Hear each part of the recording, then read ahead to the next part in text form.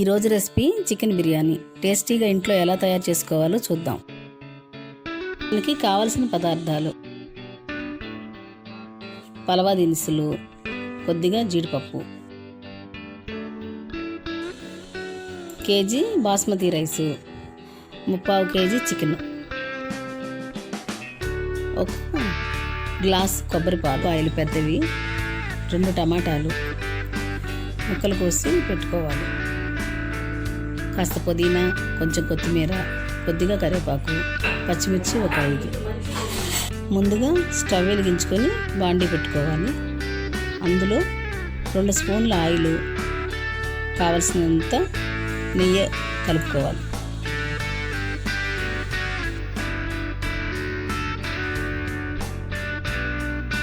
కాస్త నూనె వేడెక్కాక అందులో బిర్యానీ దినుసులు, వాటితో పాటు 2 యాలక్కాయలు కూడా కాస్త దంచి వేసుకోవాలి.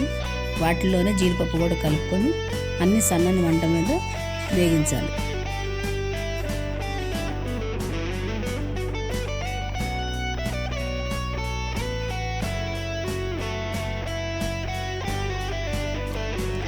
అవి కొద్దిగా మగ్గాక అందులో కొద్దిగా పుదీనా కలుపుకోవాలి.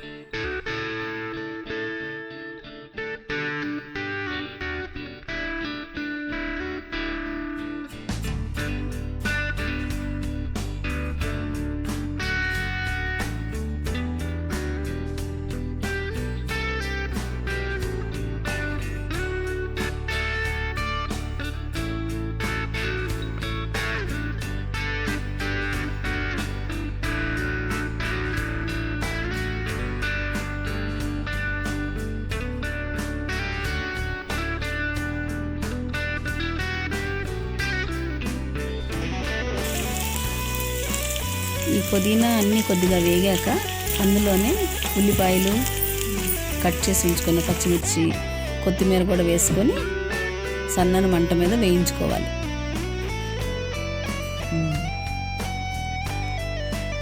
అందులో కట్ చేసి ఉంచుకున్న టమాటా ముక్కలు కూడా కలుపుకోవాలి.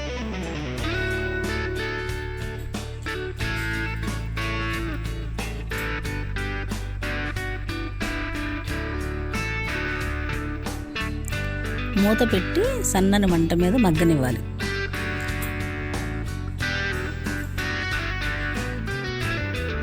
ఈ ఉల్లిపాయలు, పచ్చిమిరపకాయలు, కొత్తిమీర అన్నీ బాగా మగ్గినాయి. ఇప్పుడు ఇందులో ఉడికించి ఉంచుకున్న చికెన్ కలుపుకుందాం.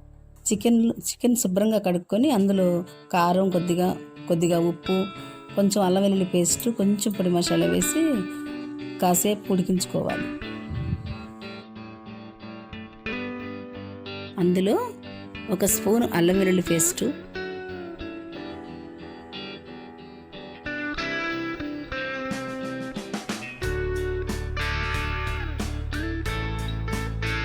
కొంచెం గరం మసాలా,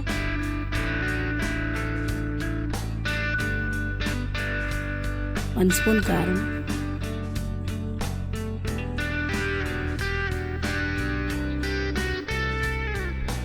ఇవన్నీ వేసి బాగా కలుపుకోవాలి.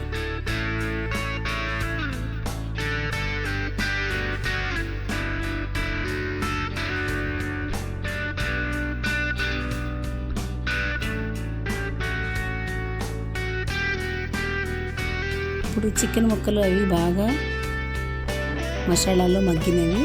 ఇప్పుడు మనము తీసి ఉంచుకున్న కొబ్బరి పాలు, చికెన్ స్టాక్ కూడా ఉంటే దానిలో కలుపుకోవచ్చు.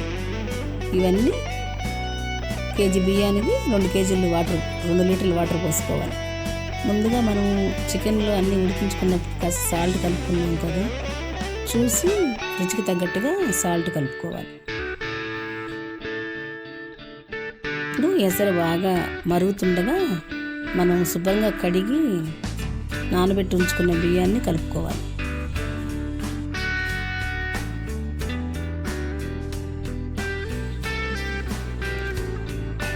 కలిపి శుభ్రంగా తిప్పుకొని సన్నని మంట మీద ఉడికించుకోవాలి. ఉడికింది. ఇప్పుడు సర్వింగ్ బౌల్లో తీసుకుందాం.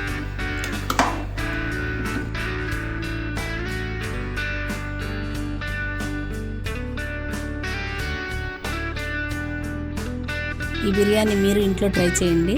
నచ్చితే లైక్ చేయండి, షేర్ చేయండి.